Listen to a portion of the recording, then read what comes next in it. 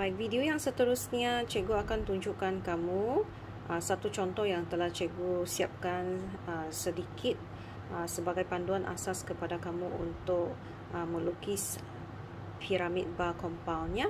So di depan mata kamu ni adalah contoh piramid yang cikgu hasilkan belum siap ya. Tetapi apa yang menarik perhatian kamu di sini ialah biasanya kita letak kertas graf dalam bentuk potret ataupun menegak. But this time bila kita melukis piramid, kita perlu letak dia secara melintang. Ya. Bukan lagi secara menegak seperti tapak tangan cikgu. Jadi letak dia secara melintang ataupun landscape. Now, kenapa kita perlu letak dia di dalam bentuk landscape? Sebab piramid dia memerlukan ruang yang lebih besar. Umpama kamu melukis satu orang kata bar cermin di kiri dengan di kanan, maka itulah dia perlukan ruang yang lebih besar di sini, dan kita tidak sesuai melukis dia dalam keadaan menegak. Walaupun MPM tidak larang pelajar untuk melukis dia dalam keadaan menegak, tetapi dia galakkan calon lukis dalam bentuk yang landscape seperti yang kamu nampak di sini ni ya. Now, 2 cm di atas adalah khas untuk tajuk ya. Kemudian label paksi Y kiri kita akan tulis tahun. Ya, you masih ingat lagi dalam jadual tadi, di atas kepala pun kita sudah sedia bahagi label paksi Y. Kita akan letak tahun di kiri dan di kanan tahun 2005. Tengah-tengah ni kita akan letak kumpulan umur ya. Cikgu Chong lupa catatkan dia punya umur ya. Di sini ni adalah 15 hingga 19 tahun. Di sini ni 20 hingga 34 tahun dan seterusnya kamu lengkapkan. Baik, macam mana kita nak lukis dia punya graf piramid ini? Selang 2 cm dari tajuk ya. Buka kepala anak panah di sini dahulu. Because kenapa di atas ni kita khaskan untuk menulis label-label dia. So, label yang pertama paksi Y kiri, kemudian kumpulan umur di tengah-tengah, dan satu lagi ialah tahun di label paksi Y kanan. So, lepas tu kita kena kira lah berapa jumlah bar yang kita perlu hasilkan. Lepas tu setiap bar ini, kalau di sini, kalau ikut jadual kita akan hasilkan 10 bar. You can study balik you punya jadual nanti. So, disebabkan kita perlu lukis setiap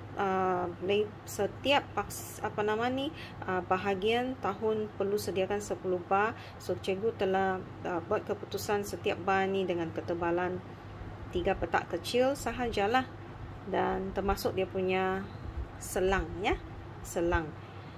Isi ya, di sini kita akan mula melukis dari titik origin kosong. Lepas tu cikgu selang 5 petak. Kamu untuk first time ni tiada masalah, boleh ikut sepenuhnya contoh cikgu. But after this exercise, you have to sort it out by yourself lah. So after that, cikgu akan lukis. Okay, ini bilangan tenaga buruh bagi Sabah, bagi umur 15 hingga 19 tahun. Ya.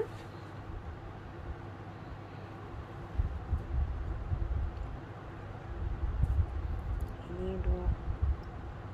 20 hingga 34. Alright. Ya, maaf ya, cikgu punya stand ni ada sedikit masalah. Jadi okey, baik, boleh nampak juga ya. Nah. So, kalau kita lihat di sini ni, dia plot seperti biasa. Kenapa cikgu kata bahagi skala bahagi 6 atau 7 sahaja?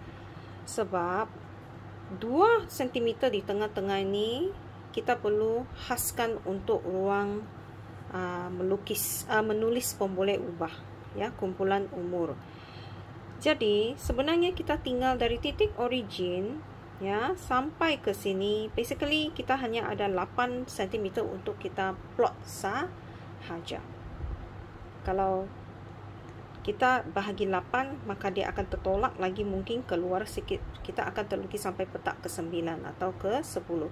Jadi selalunya cikgu galakkan pelajar untuk piramid, kita gunakan skala pembahagi 6 atau 7 cm. Bahagi 6 atau 7. Selain daripada graf piramid, you boleh bahagi 10. Tiada masalah. Ya. So, kita kena kecilkan pembahaginya di sini. So, lukis plot seperti biasalah ya. Itu tiada masalah, pelajar boleh plot sendiri.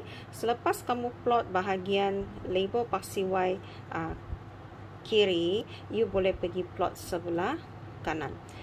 Atau you plot Sabah kiri and then you plot Sabah kanan. Atau you plot Sabah, Sarawak, siapkan dulu untuk tahun 2000, kemudian baru you buat untuk tahun 2005. Mana-mana cara yang kamu rasa paling cepat. Kemudian labelkan, ini semua seperti biasa, sengatnya kali ini di bawah ya. Cara menulis begini ya, menegak ya, menegak. Kemudian label paksi X kali ini you kena salin di bawah. Bilangan tenaga buruh mengikut kumpulan umur, unit dia 1000 orang. Dia akan berulang di sebelah sini juga. Bilangan tenaga buruh, salin sepenuhnya. Tidak boleh letak satu kali di tengah-tengah. Tidak boleh. Skala seperti biasa. Petunjuk 2 petak sahaja, Sabah dan Sarawak. So, bear in mind tahun tidak boleh letak sebagai petunjuk di dalam bar. Maksudnya kalau kita pilih untuk letak Sabah dan Sarawak sebagai pengimbang, graf anda adalah salah. 0,1/20. It's very dangerous kalau you salah pilih kepala pengimbang sebenarnya. So, lepas tu tutup dengan sumber. Jangan lupa selang setiap satu kumpulan umur ni perlu diselang. Alright. Thank you, class. Siapkan latihan ini dan kita bincang jawapan esok.